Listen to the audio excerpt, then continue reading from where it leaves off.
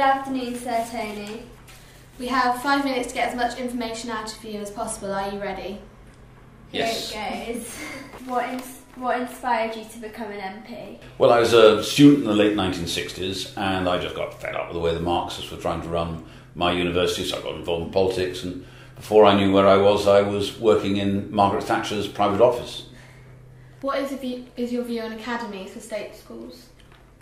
I think academies are great, and actually, North Oxford Academy here in Banbury has been brilliant. Really turned around what was Drayton School, and I think make a great contribution to education. What school did you go to, and what subjects? I went to Leighton Park, which is a Quaker school, like Sibford School, and I particularly enjoyed English and history. Well, I also quite enjoyed zoology because you could dissect dogfish in those days, but mainly English and history. What do you do to relax? I walk, I read historical biography, and if I'm really relaxing, I just curl up in front of the television with a rather fat pug who snores, even louder than I do. How would you describe the world of Westminster? Well, one of it's pretty mad, but it's also quite exciting. A lot happens there.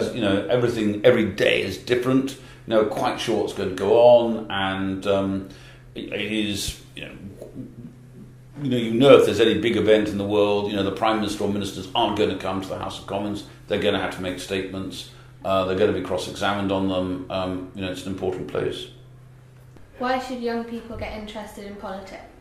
I think there's an axiom that those who don't vote get governed by those who do, and I think those who don't contribute actually get governed by those who do contribute. And so it's your world. It's if you don't contribute to the way in which the world goes, then you just become passengers for it, don't you?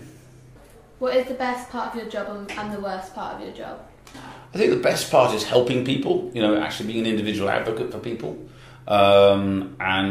Later today I'll have a constituency surgery where I'm helping all sorts of different people with their problems.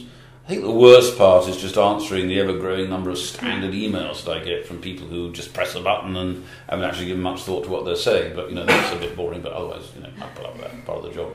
If you were not a politician, what job would you like to do? Well, I am. I'm a barrister, and I practice international law, and I still practice a bit. Taking into account we've just had World Book Day, is there a book that has influenced you? I think probably the person who had the greatest influence on me when I was young was T.S. Eliot. He was happened to be one of the set books for when I was doing A-level, and I think probably Murder in the Cathedral, some of that, some of the poetry in that, or The Cocktail Party, or his collected poems. I think all of those have been an influence on my life. Could you work for a different political party? Well, I collaborate quite a lot with other political parties. We work closely. I think I've probably got as many friends in the Liberal and Labour Party as I have in the Conservative Party. But at the end of the day, there are some fundamental principles in the Conservative Party which are important, which I support. But actually, I think one must never underestimate how much collaborative work does go on at Westminster. What is your favourite film and why? Zulu. I think Zulu because I think it's just sort of wonderfully jingoistic rubbish, but it was actually a great film, and I saw it when I was about 10, and I think I saw it 3 times on the same day, and it doesn't change really. I really like Zulu. What is your favourite sound, and what sound do you hate? I think church bells. I live quite near a church, I think church bells are quintessentially English.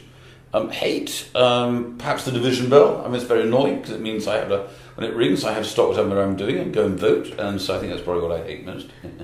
Who is your hero and why? I think I've probably got quite a lot of heroes. Individuals who sort of, by their example, changed the world, whether it be Martin Luther or Winston Churchill or Nelson Mandela. I think these are figures who demonstrate that individuals, by being committed, by taking a lead, can make a change, and I think that's a very powerful. I think all of those are heroes and indeed heroines. So, school transport for state schools will have to be paid for in the future. What impact will that have? Well, I think all state schools should be equally good. Yeah. And with parents having free choice as to where they send their children to school. Inevitably, there are going to be some costs involved. So I hope it won't deter any parents from sending their children to where they want to go. But I think that is part of the consequence of having actually much greater parental preference. Thank you very much for your time. You're very welcome. Thank you. Nice to meet you. Thank you.